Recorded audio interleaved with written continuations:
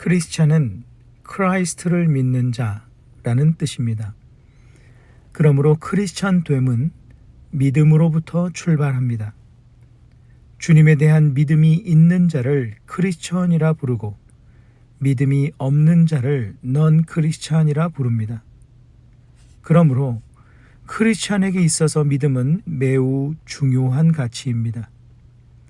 그리고 그 믿음은 구원의 통로로서 매우 결정적인 역할을 합니다. 그러므로 우리는 우리 안에 주님을 향한 믿음의 분량이 어느 정도인지 늘 살펴보아야 합니다. 그것이 우리가 이 세상에서 크리스천으로 살아가는 정체성을 결정하기 때문입니다. 히브리서 11장 6절은 크리스천의 믿음의 내용을 말씀합니다. 믿음이 없이는 하나님을 기쁘시게 하지 못하나니 하나님께 나아가는 자는 반드시 그가 계신 것과 또한 그가 자기를 찾는 자들에게 상 주시는 이심을 믿어야 할지니라. 믿음이 하나님을 기쁘게 하고 하나님을 구하게 하며 결국 하나님께서 주시는 상을 받게 합니다. 하나님을 믿는 마음으로 하나님을 찾고 하나님께 간구하는 자에게 응답받는 은혜를 경험케 하는 것 모두 믿음입니다. 그러니 얼마나 유익한 것입니까? 믿음은 언제나 우리의 영혼에 유익을 가져다 줍니다.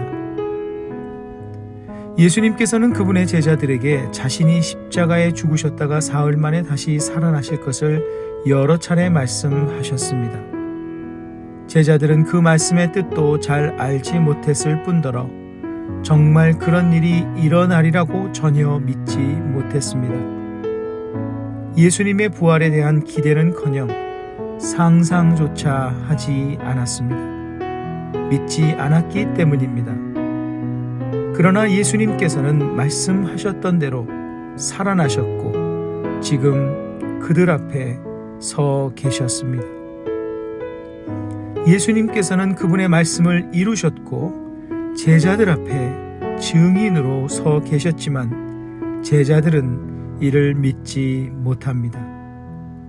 예수님께서는 계속 그들의 믿음 없음을 도우시기 위해 자신의 손과 발을 보이셨으나 제자들은 믿지 못하였습니다. 마지막으로 도무지 부인할 수 없는 증거를 보여주셨는데 그들 앞에서 식사를 하신 것이었습니다. 온전한 부활체이신 예수님만 하실 수 있는 행동이었기 때문입니다. 이는 지금도 일어나고 있는 일입니다. 주님께서는 우리들의 믿음 없음과 연약한 믿음을 도우시기 위해 계속 말씀하시고 보여주십니다. 그런데 우리들은 분명히 들리는 주님의 말씀을 믿음으로 받아들이지 않을 때가 많습니다. 분명히 보여주시는 증거들을 보지 못할 때도 많습니다. 믿음으로 주님의 말씀을 받아들이고 믿음으로 주님께서 행하시는 일들을 기다린다면 더 없는 유익이 될 것이지만 그렇지 못하면 주님의 말씀도 나의 신앙생활도 내게 유익이 되지 못합니다. 제자들이 믿건 믿지 않건 예수님께서는 그곳에 계셨습니다. 그들의 믿음 여부에 따라 예수님의 부활 여부가 달라진 것이 아니었습니다. 우리 또한 마찬가지입니다. 우리의 믿음 여부에 따라 하나님의 살아계심 여부, 그분의 능력 여부, 그분의 계획과 섭리 여부가 달라지는 것이 아닙니다. 우리의 믿음 여부가 하나님을 바꾸는 것이 아닙니다. 다만 믿지 않으면 하나님께서 예비하시고 내려주시는 온갖 좋은 것들을 누릴 수 없는 것이요, 믿으면 그것들을 누릴 수 있는 것입니다. 우리는 크리스천이 되는 순간 믿음의 여정을 출발한 것이며 믿음의 길에 들어선 것입니다. 이는 우리를 위한 그분의 계획과 섭리, 그분의 능력 베품의 한가운데에 우리가 위치하고 있음을 의미합니다. 그러므로 우리가 늘 집중해야 할 것 중 하나는 하나님을 향한 믿음을 강화해 나가는 것입니다.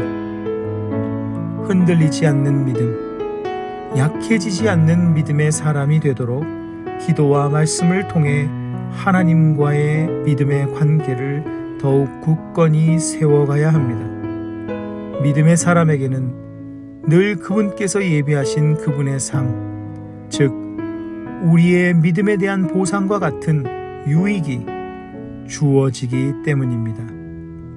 말씀을 기억하시며 기도하는 시간을 가지십니다.